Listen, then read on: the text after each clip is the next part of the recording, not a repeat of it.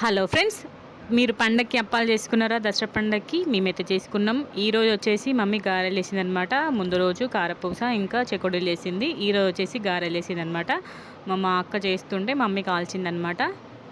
చూడండి, ఇక్కడ మమ్మీ కాలుస్తుంది.